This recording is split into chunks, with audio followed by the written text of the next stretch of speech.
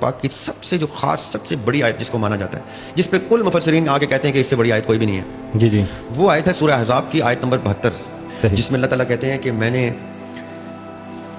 سماوات سے کہا. یاسر بھائی بڑی خطرناک بات ہے علم لدنی سے. صحیح.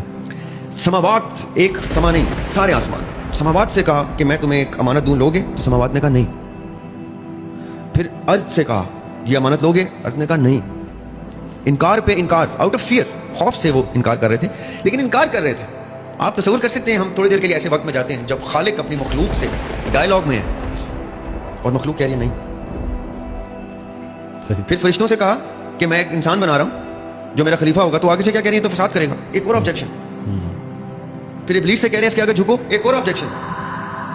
آبجیکشن آفٹر آبجیکشن، انکار انکار. اور ایک مخلوق ہے جب اللہ تعالیٰ نے کہا نا سماوات سے میری امانت رکھتے ہو، وہ کہتے ہیں نہیں. ارض سے کہا رکھتے ہو، انہوں نے کہا نہیں. پہاڑ سے کہا رکھتے ہو، اس نے کہا نہیں.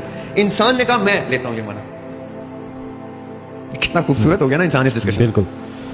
یہ ہے اللہ کی حکمت کہ اللہ تعالیٰ اس وقت بھی جانتے تھے کہ میری امانت لینے کے لیے اگر کوئی کریچر کھڑا ہوگا تو وہ یہ کریچر کھڑا ہوگا. اس آیت کے اینڈ میں اللہ تعالیٰ کہتے ہیں اور یہ کانسیکوینسز کوئی نہیں جانتا، یعنی اس کو پرواہ نہیں ہے کہ یہ کس چیز کے لیے یس کر رہا ہے. اس نے محبت میں، وفا میں، اس نے اپنا بچہ قربان کرنے کے لیے اسماعیل پہ چھری چلا دینی ہے. اس نے علی اصغر کو اٹھا دینا ہے، اسے تیر کھا لینے ہیں. اس نے انکار نہیں کرنا. میں سلیب سے ہٹاؤں اس کو تو ہٹاؤں، کسی اور کو لے آؤں، یہ سلیب پہ میرے لیے چڑھ جائے گا. بائبل کی ورس ہے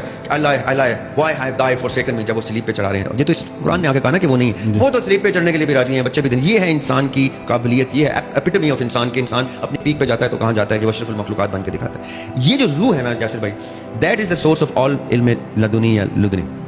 اس کی روشنی کریشن کی پوری روشنی رکھتی ہے، نالج رکھتی ہے، لیکن تب جب اللہ تعالیٰ جس کو اس قابل کرتے ہیں اس پہ آیا ہوں.